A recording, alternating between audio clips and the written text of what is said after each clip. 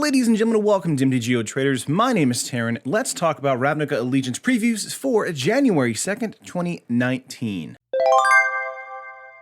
Alright, so we've got a new set coming out, Ravnica Allegiance. Let's get into the previews. This is basically day one of preview season, so of course they're going to drop the casual, like, you know, this is going to be in the set kind of stuff, and some stuff we weren't expecting that's brand new and really exciting. So first up, let's go through the cards that we know are going to be in the set.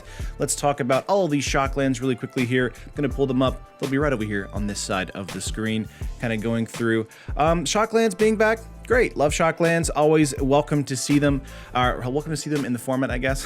Stomping Ground, Blood Crypt, Hallowed Fountain, Godless Shrine, and Breeding Pool are the cards you're seeing on the screen right now. This is really going to help in deck building for us for Standard, going to help a lot in Arena as well, and going to help a lot in online as well too. One of the things for us is Shocklands really aren't that expensive as far as like a card or a land that's going to be in Modern, and seeing them being reprinted does mean that they will go down a little bit as well. So again, kind of like baby's first cards for Modern. The Shocklands are here for you for that. Next up, we got our Guildgates, and just like with Guilds of Ravnica, we're also having the Guildgates have two separate types of art, or two different pieces for the art. For the Azureus Guildgate, the Orzhov Guildgate, whoop, hit my mic there, the Rakdos Guildgate, the Gruul Guildgate, the Simic Guildgates. I think that's all of them, right? 1, 2, 3, 4. Yeah, it's 5. There's a lot of guilds in Ravnica Allegiance 5, just like there was in Guilds of Ravnica. Either way, really exciting. These all come into the field tapped. And yeah, love seeing the multiple styles of art on these. And dude, like, they look super good. I really love the Rakdos Guildgate, especially the one that looks like a giant like mouth. That's really nice. Orzhov Guildgates are going to be my favorite because I love Orzhov as a guild, and I really can't wait to see what we see from this set for Ravnica Allegiance. Next up for us, we've got Lockets. So we're gonna have the kind of again put the Lockets over here on the side here.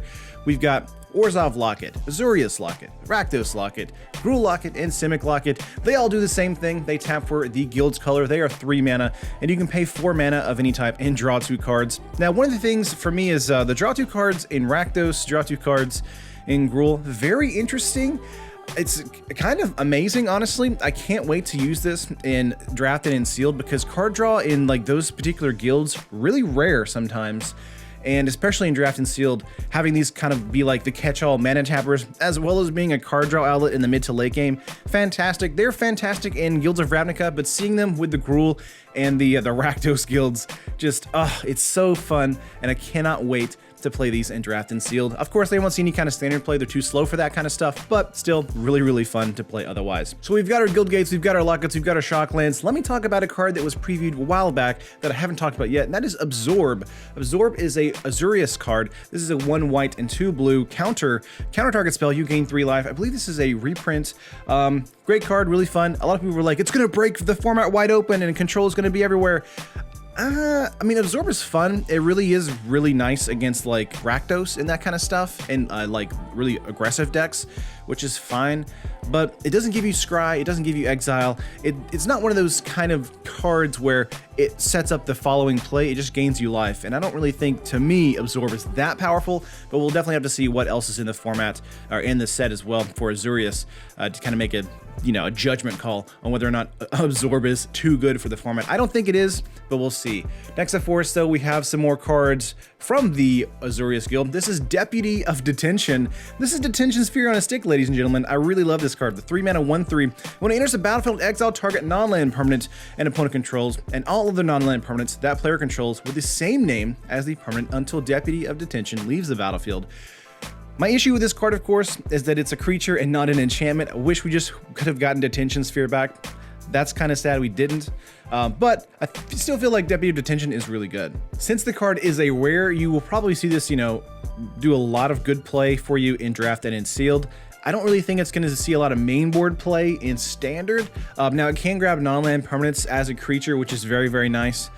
So there's that. I think you'll probably see some sideboard play in some matchups in Standard, but for me, I feel like Detention, or the Detention Sphere, rather, is a better card because it has more types of evasion since it is a non-land permanent instead of, or a enchantment instead of the creature here.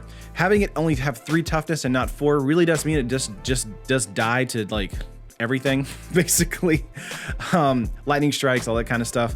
I really wish it was, you know, 5 or maybe even 4 toughness. 4 toughness would mean at least it would just die to a lava coil instead of everything else in the format. But let's move on to Simic and see what else we have for Simic. We have Hydroid Crisis. I think that's how you pronounce that. This is an X and green and blue 0/0. This has a lot of stuff. It's also a jellyfish Hydra beast. Welcome to 2019, ladies and gentlemen, where we have 3 different types of cards, or creature types, on a single card. This is a little bit of everything. Well, I mean, that kind of makes sense, I guess, because it is a mythic from the Simic Guild. Whenever you cast this spell, you gain half X life and draw half X cards, round down each time. Okay. You have flying and trample, and the Crisis enters the battlefield with X +1/+1 counters on it. So it can be like, let's say, a 3/3, and you draw, you know, 1 card or something like that. So interesting. I'm kind of like, I really want to see this card in action. I really love the art on this card as well. It's really, really fun.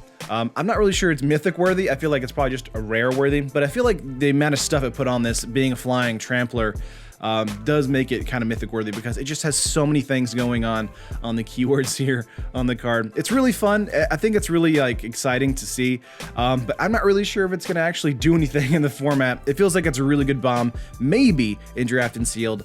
The problem, of course, is it's an X creature, so if it did like double the counters, that would be amazing. Since it doesn't do that, it could just be like a 5-mana 3/3 flying trampler, which I guess is fine, but it's not amazing. So we got to see what this does in the format. I'm not really sold on it just yet. Another card for us for the Simic Guild is a card that is in Russian that I feel like the translation, I'm looking on Mythic Spoiler here, this translation is saying Speaker's Guest. It's a 2-mana creature. It's a mutant. It's a 2/2, and activated abilities of creatures you control cost up to 2 less to activate. This effect can't reduce the amount of mana ability cost to activate to less than 1 mana. You can tap it, and the next time a creature you control activates Adapt this turn, it uses Adapt as if it has no +1/+1 counters on it. So this is a really weird card. Very strange training grounds kind of card for the format for standard.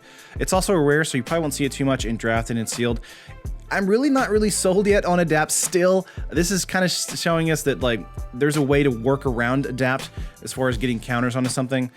We really need a card where we can move counters around or remove counters or whatever, and we don't really have that just yet, so still kind of skeptical on Adapt so far. Really think this card might do something because it is just a 2-mana 2/2. And it's got a lot of stuff on it. Also, it's a mutant, so that's always fun too. But we'll have to see what else the set has in store for us for the Simic Guild for me to really like be on board for this card. Also, an official translation because this translation is a little muddled here. Moving on for us, we have a card that is in blue. I'm gonna say this is an Azureus card. It's a 4-mana Sphinx of Foresight. It's a 4/4. You may reveal this card from your opening hand if you do Scry 3 at the beginning of your first upkeep. What? It has flying, and at the beginning of your upkeep, you get to scry 1. What? Sphinx of Foresight is really good, guys. Like, Leyline effects in general are like pretty good. Sphinx of Foresight is going to be like a 4 of in every Azureus deck in standard from now on. I'm going to call it because if you can set up the next 3 turns in a control deck, you win the game. I'm not really sure how you can say that's a good thing. For as far as how powerful this card is. Sphinx's Foresight to me feels extremely powerful. I'm kind of scared of it, honestly. It's very solid. It's a 4-mana 4/4 flyer as well, which means it's a pretty good attacker, pretty good closure for you, hitting for 1/5 of your opponent's life total. And you can describe at the beginning of your upkeep each turn as well. It does die to a lava coil because it only has 4 toughness, but at the same time, this card is a brick house. Holy cow, this card is very scary. I really need to see more of the set now to see what is happening in Azureus, but Sphinx's Foresight is super powerful. Scry 3 before you even draw a card. That's like the control player's dream, and we got it on a creature here that isn't actually terrible to cast too. Like you can cast this on turn 7 and hold up a counterspell. That'd be perfectly fine. So I don't know, guys. This is very scary to me, but let me know what you guys think of all these cards I talked about today in the comments down below. Of course, like it if you like it, subscribe to the channel if you haven't already. This is Ravnica Allegiance preview season. We're gonna have a video basically every single day until all the previews are out. Then we'll do a set review, and then of course the pre-release videos, what to expect, and draft guides, all that fun stuff right here on the MTGO Traders channel. Make sure to subscribe and hit that bell icon to be notified when a new video goes live. And right after all those videos come out, we'll have the new deck techs and the new streams and all that fun stuff right here on MTGO Traders. But I love you guys, and I will see you in the next one. Be safe out there, and you know, scry 3 before you draw a card. What?